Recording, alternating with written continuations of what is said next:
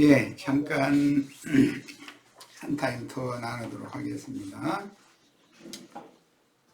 하나님께 드려진 화목제물로 십자가에서 죽으실 때 그분의 몸은 이제 제육이 되었고 그분의 혼, 정신은 우리가 먹을 이제 그 피가 되었죠. 제육과 피를 먹고 마시는 법으로 이제 바꿔지는 거예요. 구약 시대에는 짐승제물의 그 피를 절대 먹으면 안 되죠.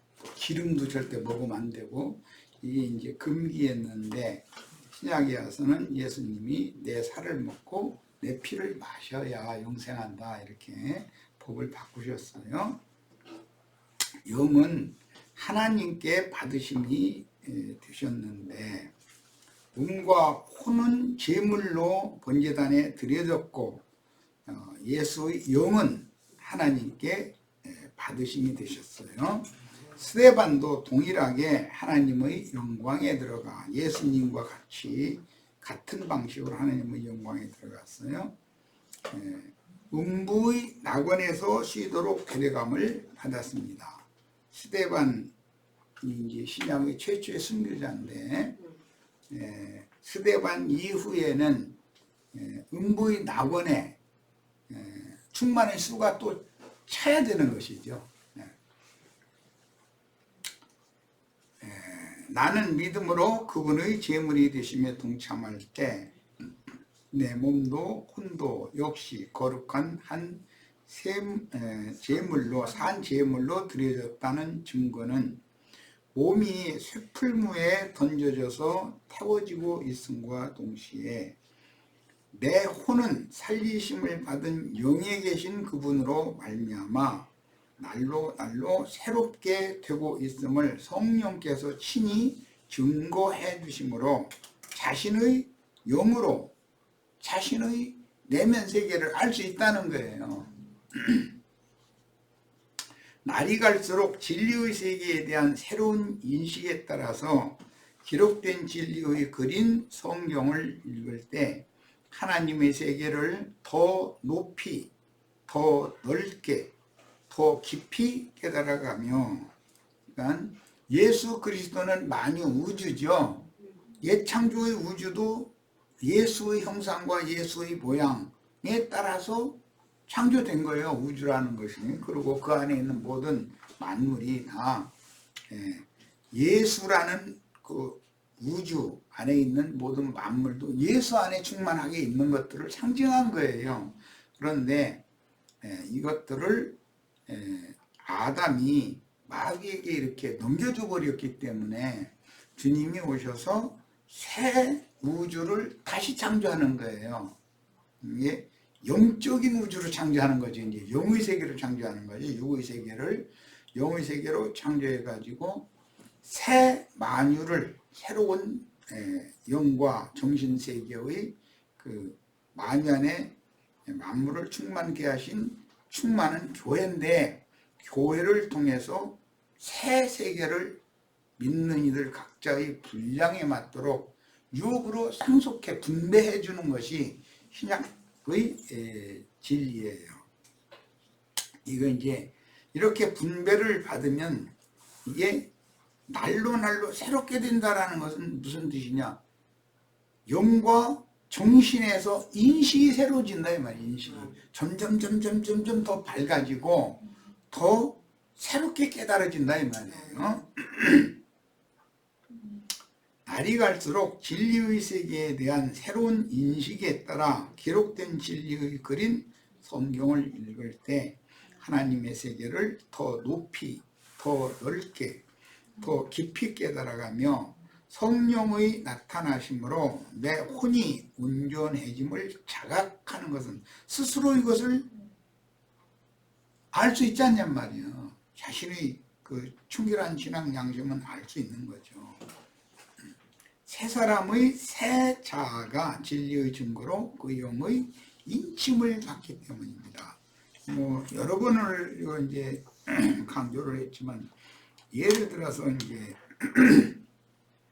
신자 때는 뭐 누가 누구를 낳고 누가 누구를 낳고 이런 얘기하면 넘어가고, 레위기는 이렇게 전체를 남겨버리고, 이건 골치 아프니까 뭔지 아주 구더기고, 뭐 제사를 하라는데 뭔 놈의 제사를 하라니, 종류도 이렇게 많고, 그냥 이놈의 다 제사 챙기다가 일생 다 이제 다 지나가 버리게 생겼거든. 그러니까 에이 모르겠으니까 에이 하고 넘겨버리고. 그래도 은혜를 받는 부분은 대부분은 욥기, 시편, 잠언, 전도서, 아가서인데 그 중에서 제일 맨마닥에 하는 게 시편이에요. 시편의 어느 구절 딱 읽다 보면 엄마 이게 내 얘기네 그러고 막 은혜가 넘칠 때가 있거든. 그럼 이제 그것만 반복해서 읽다 보면 외워지죠. 그 구절은, 그 시편은. 그럼 이제 기독교계 제일 좋아하는 시편은 시편 1편과 23편이지 아주. 시편 23편은 딸딸 외우지다. 그거 못 외운 사람 없지. 그러니까 이런 식인데 10년 후에 시편 20편, 23편을 읽어보면 10년 전에 자기가 은혜 받았다고 눈물을 흘리고 감사하고 하던 것과는 내용이 훨씬 더 폭도 넓고 깊이가 있다는 걸 점점 깨닫게 되거든. 그리고 이제 눈이 점점 폭이 넓어지게 되면은 욥기부터 이제 읽는데, 욥기를 읽어도 우리가 이게 증거하고 해석하는 것처럼 해석이 스스로 주님께로부터 오거든. 이제 기독교계에서 욥기 100날 읽어도 그와 같이 순전하고 의로운 자가 세상에는 다시 없다 얘기하면 욥 같은 의인이 없다 막 이제 이렇게 이제 설교를 계속 그 것만 듣다 보니까 그러고 앉았는 거지 뭐. 그런 사람들한테 아니 그렇게 의인이면 왜 욥을 그렇게 하나님이 그렇게 혹독하게 다루셨냐, 의인을 왜 다루시느냐 그러면 그것이 축복이라고 또 이래 또 맞기는 맞죠. 축복이죠. 그것은 막 욥의 인내를 우리에게 배우게 하려고 그러는 거라고. 이래가면서 하면 못 당하죠. 욥의 인내는 주님께서 그에게 그만은 분량이 되는 사람이니까 그런 종으로 쓰시려니까 그렇게 지어놓으셨고 거기에 맞춰서 시험을 보냈으니까 시험을 견뎌낸 것이지, 욥이 무슨 능력이 있어서 그 많은 시험을 견뎌내고 이겨냅니까? 너무 하나님 말씀의 의도를 오해한 거지. 뭐 얘기하다 보면 한도 것도 없고. 그래서 우리는 성경을 부지런히 읽고 더 많이 읽고 시간이 지나고 인생의 경험을 이것저것 하고 이렇게 해가면서 시간이 지나면 성경을 보는 관점이 자꾸 폭이 넓어지고 높아지고 깊어지죠. 당연히. 그러면 내가 이게 거듭난 이후로 온전함을 이루어가고 있는 과정에 내가 이런저런 신앙생활에 이런 경험도 하고 저런 경험도 했구나 라는 걸 이제 먼 훗날 주님 앞에서 깨달아지면 그때 진짜 이제 감사하고 감격하죠. 그 전에도 막 뭔 일이 막 힘들 때 해결이 되고 그러면 막 은혜 받았다고 그러고 감사하다고 그거 뭐 다 해봤잖아요. 그런데 그건 지나가는 거잖아. 하나님의 약속이 이루어져야 그게 진짜 은혜인 것이죠. 하나님의 약속. 타고난 사람의 보배와 오빌의 금을 다 걷어가시고 나서 갑절로 복을 주시는 것을 경험을 해야 돼. 이것은 하나님이 약속을 이루시는 문제니까. 그래서 우리 형제 자매님들 지금 삶 가운데서 어떤 사람 힘으로는 해결할 수 없는 어려운 그런 고비들을 지나가고 있는 지체들이 있어도 절대로 낙심하시면 안 됩니다. 약속을 끝까지 견고하게 딱 잡으면 결국은 주님께서는 그의 나라와 그의 의를 구하는 당신의 아들들에게, 당신의 자녀들에게 세상 사는 동안에 뭐가 필요한 것도 이미 다 아시는 분이에요. 그냥 고생시키는 것이 목적이 아니에요. 하나님 자신의 세계를 더 명확하게 알도록 가르쳐주고자 하는 방편일 뿐이지, 어떤 그 한계점을 딱 지나고 나면은 하나님이 이것도 하나님이 하셨네, 이것도 하나님이 하셨네. 하나님의 약속은, 하나님은 신실한 분이고 절대로 거짓말하지 않는 분이다라는 걸 본인이 살면서 딱 증거가 나타나게 해주시는 분이거든. 이런 믿음을 가지고 무던히 견뎌내고 다 이겨내시기를 바라요. 절대 고집 부리고 쓸데없이 원망 설정하고 그런 건 참 어리석은 거예요.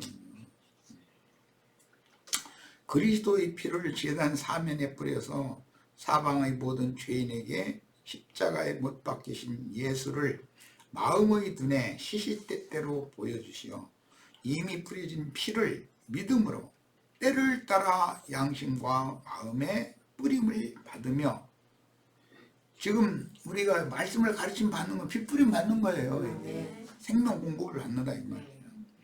번제물과 함께 불살라진 간과 콩팥과 뱃소의 모든 기름이 무엇인지를 가르쳐 주십니다. 뱃소의 모든 기름이라면 옛사람은 힘이 배잖아요. 기름이 덕지덕지 껴가지고, 쭉 말하자면 탐심이, 욕심이 막 그냥 가득한 거야. 그냥 똥배가 잔뜩 나와가지고. 그런데 자신이 기름이 그렇게 덕지덕지 껴있는 사람이라는 것에 대한 인식이 없어. 세상에서는 그래도 사람이 말이야 열심히 노력하고 뭐해서 뭣도 취하고 뭣도 소유하고 다 그래야 되냐라는 것만이 세상의 영의 흐름이기 때문에 그쪽에만 몰두하지 하나님 편에로 돌아누워서 몰두하는 것이 없거든. 어제 우리 마침 에스겔 4장 말씀 나누면서, 아니 390일이라고 하면 1년 하고도 한 달 동안 왼쪽으로 이러고 왼쪽 거기만 쳐다보고 있어? 그럼 뭐가 되겠어요? 문자대로라면.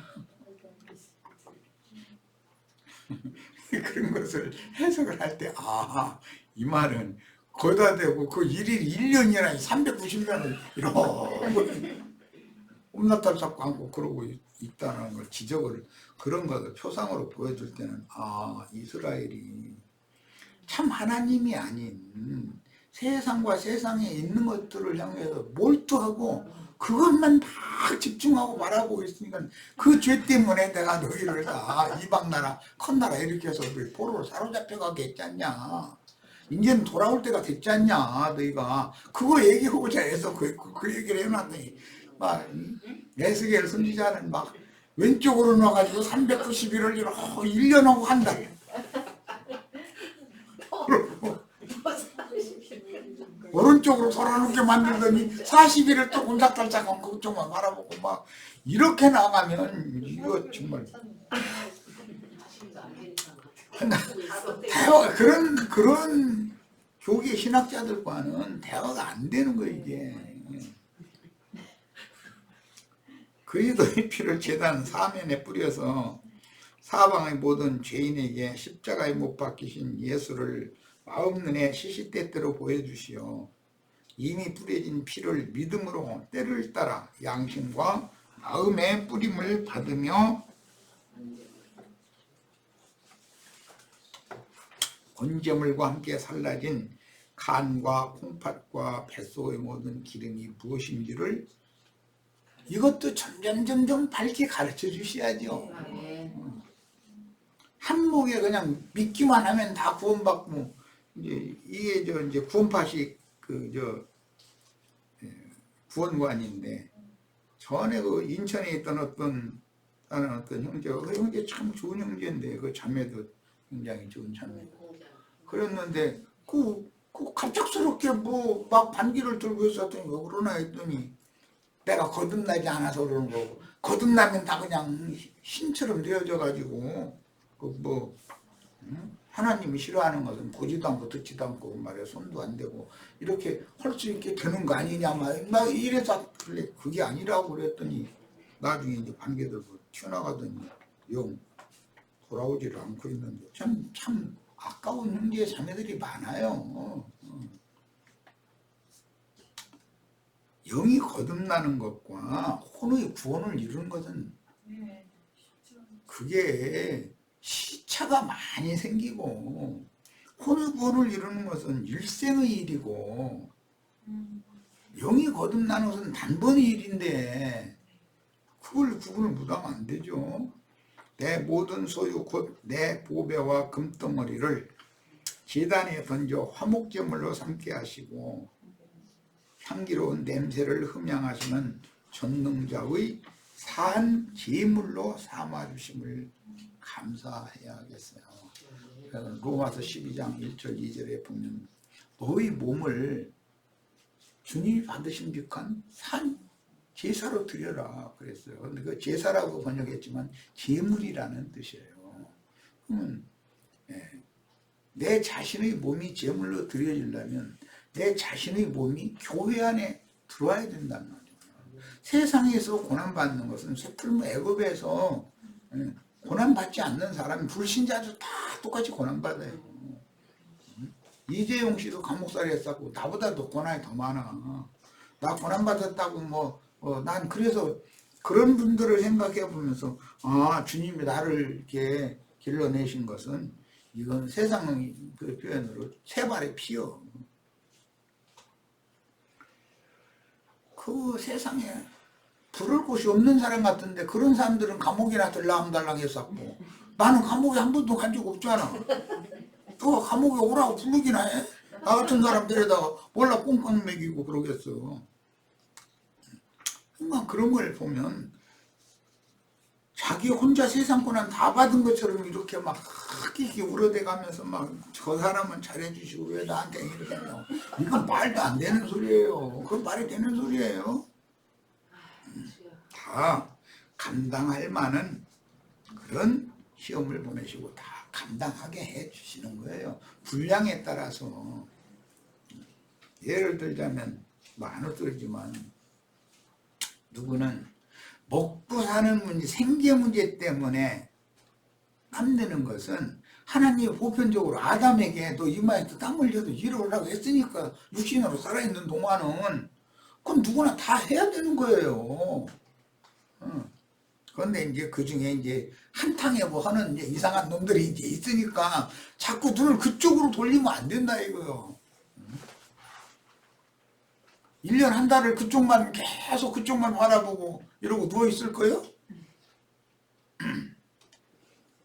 그러면 안 되죠. 뭘 바라봐야 되겠어요? 하나님을 향하여 돌이키고 하나님을 바라봐야지.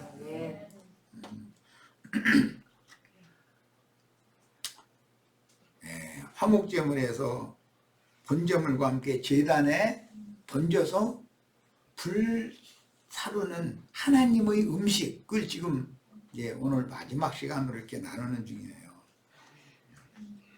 인생사의 체험도 세상 지식도 재물도 부모 처자 형제 자매도 진실로 주님의 것임을 인정하고 주님의 제단에 드릴 때 나는 진정 모든 짐을 주님께 맡기고 믿음으로 주님이 대신 짊어지게 하신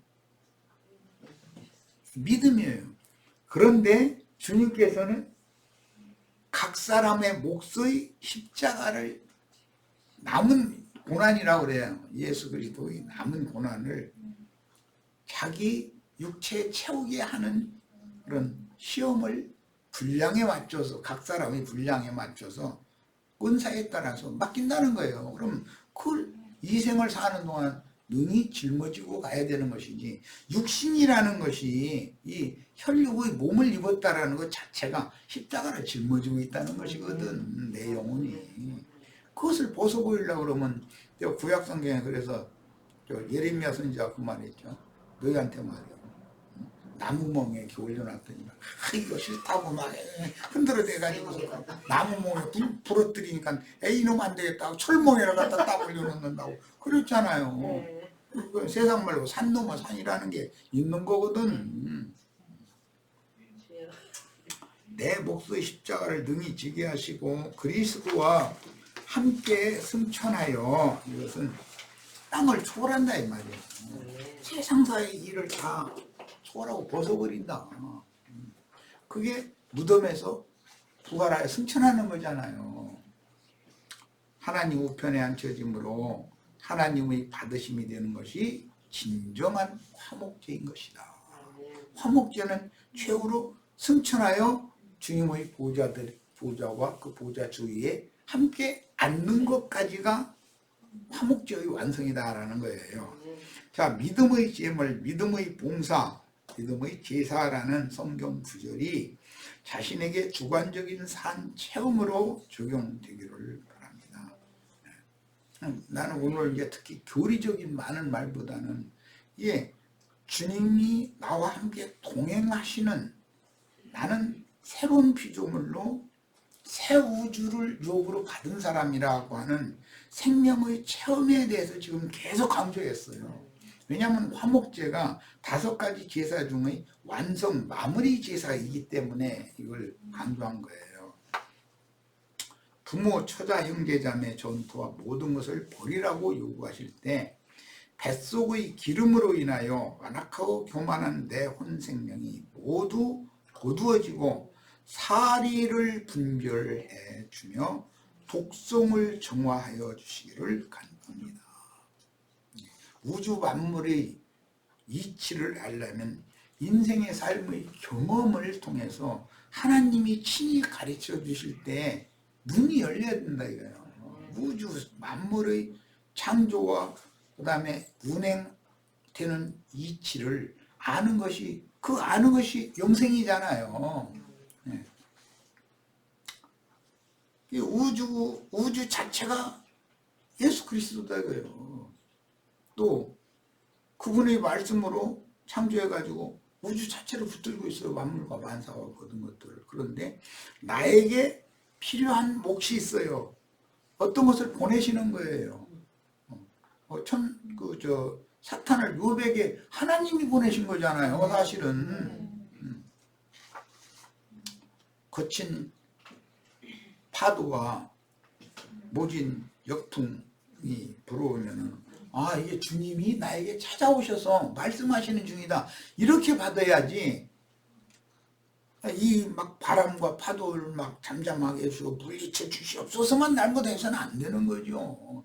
주님이 나에게 오셔서 나와 함께 계시면 잠잠해지게 돼 있어요. 그래서 우리 형제 자매님들은 모든 말씀을 읽을 때 나의 구원의 말씀으로 읽는 그런 눈이 꼭 열리고, 그런 관점으로 성경을 보도록 이렇게 지혜와 계시 영이 꼭 함께 해주시길 바랍니다. 생명을 새롭게 해주는 기능을 잘 할 수 있도록 옛사람의 간껍풀게 베어내는 것은 영적 할례를 말하는 거예요. 상징이에요 이게. 그 다음에 콩팥에 낀 그 기름 막 제거하고 콩팥 자체를 다 제거하는 거예요.